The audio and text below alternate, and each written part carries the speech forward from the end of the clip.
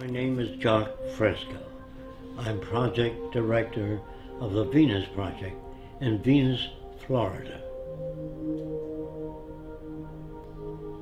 The Venus Project maintains if you don't want war, if you don't want poverty, hunger, unemployment, territorial disputes, and all the other problems that go with society, you have to declare the earth as the common heritage of all the world's people. If you fail to do that, you'll have problems to the amount of events you don't want to change. If we don't change, we'll have the same problems over and over again. The Venus Project is an attempt to design a world where poverty, war, prisons, police do not exist, because we deal with the problems themselves, the factors that shape arrogant behavior, aggression, all the things that paralyze our society and prevent it from growing. Politics was good 100 years ago. Today, politicians have no ability to solve any problems because they're not students of behavior, they're not students of agriculture, oceanography. They know nothing about the factors that operate the world. So they say things that people like to hear, and that gets them elected. Now, scientists, on the other hand, are not concerned with public approval.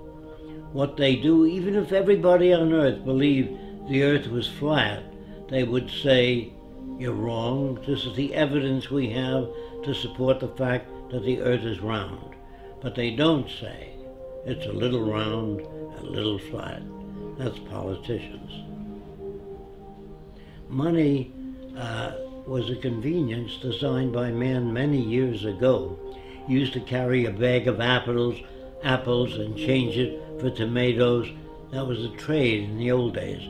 But when you invented money, it carried smaller particles, and it was easier to represent apples or tomatoes or eggs by giving a person a coin instead of bringing 50 eggs and chickens. Money represented a value agreed upon to diminish the lugging around of heavy objects. Later, it became the most corrupting medium in the world. It corrupted people. They paid each other off.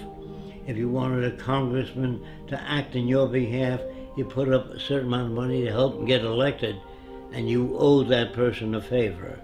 And that's the same with the drug companies, the auto companies, the banks. All systems all over the world that use money are basically corrupt. Religion.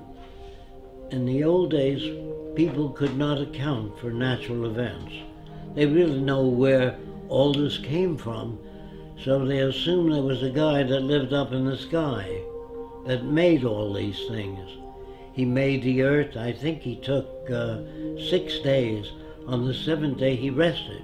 If it took 6 days, it means it was turning while he was making it, because you couldn't have a day. And that must be pretty rough to handle things while it's turning. And then he made a man and a woman and put them in a beautiful garden. Then he made a snake which walked upright and said, do terrible things.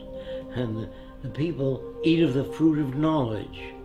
And they ate the fruit and he kicked them out. First he made the snake to tempt them. I don't understand this all-loving, all-benevolent being that loves everybody. And then he creates the plague and other diseases when he gets angry. And then if you don't follow the teachings, all the religiosity, you burn in hell. And that sounded to me like a psychopath, not God. But I'm mixed up when they tell me God loves everybody, then he creates a plague where children die. And I say, how come the children dying? Because the children shall suffer for the sins of the parents. This is not a just God. It's a man-made God. So when you ask me whether I believe in God, not the concepts of God I've heard. War is a word which was invented when one territorial group of people took away other people's land. They used force and violence, and war was the media for doing that. You shot other people, stole their women and their resources for your own gain. And nations have been at war ever since man invented weapons. And as long as you invent weapons, you can have war. And war is the means of protecting everything you've stolen from others. No nation starts out very big. They start out smaller and take land away from other people. And they don't take it by invitation. They weren't invited to take over the land. They took it by killing, force, and violence. And war is the most inappropriate way of solving the differences.